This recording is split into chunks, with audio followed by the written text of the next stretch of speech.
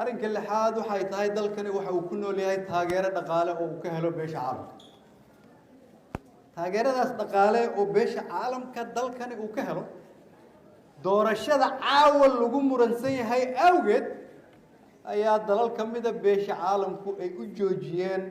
lacagtii dawladda lagu kaalmeyn jiray in la soo furana waxaa laga yaabaa inay sanado qaadato hawa yaraadaan ma jiraan eeg lacagaha layna siiyo waad niishay saddex meelood bay ka yimaadaan EUday ka yimaadaan African Development Bank ka yimaadaan World Bank ka yimaadaan World Bank haddaan idinka bilaabo already maalintii deyn cafinta la sameynayay 450 milyan oo Soomaalida siiyeen 450 milyan ayay siiyeen haddana muxuu ahaa June iyo July 550 milyan bay siiyeen ma ayaana khalad samaynin waxay 45 milyan iyo 550 milyan 100 milyan ayay siiyeen hadda mid kala filayna oo kabka miisaaniyadeeda oo dalka dhan ya 45 milyan iyo 550 milyan 100 milyan bay siiyeen waxay dhimeena ma jirto hadda mid kala filayna mid wal oo lagu siyaabo wuxuu leeyahay intaasoo condition aad ka soo baxdo hatta processkii baan ku jiraa ka doonayna in beginning of the year sanadku markuu bilaabana la siiyo conditionskii baan ku jiraa beritaan zoom galeynaa ka marka la dhameeyana iyadana waa filaynaa EUda 100 milyan oo beginning-kiina siiyaan bar baa wali harsan ayaguna bisha soo socota bilowgeeda ayay bixinayaan wax joojiyeen ma jiraan waxa weeyaan mar basaan isku la falgalo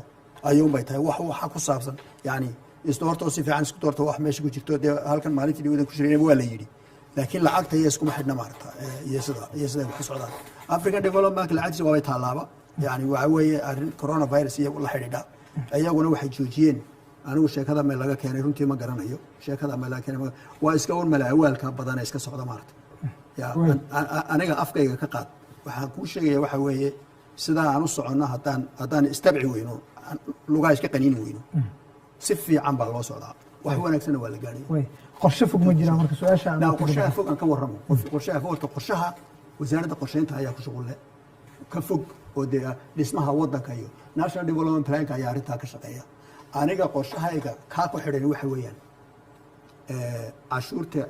horta dal waliba wuxuu faa'iido ku leeyahay oo ku muuqan kara waxa weeye wuxuu isagu qabsado waxa dad kale ugu qabtaan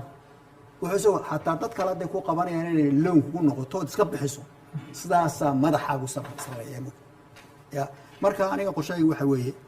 in cashuuraheenu marka GDP oo eegto GDP-ga ka liisay waa 2 iyo 3% weey normally adduunka waa 5-6% weey waad arki kartaa marka intaan socon karno waxa jira meelo fara badan oo cashuur waajib ku tahay wali la bixin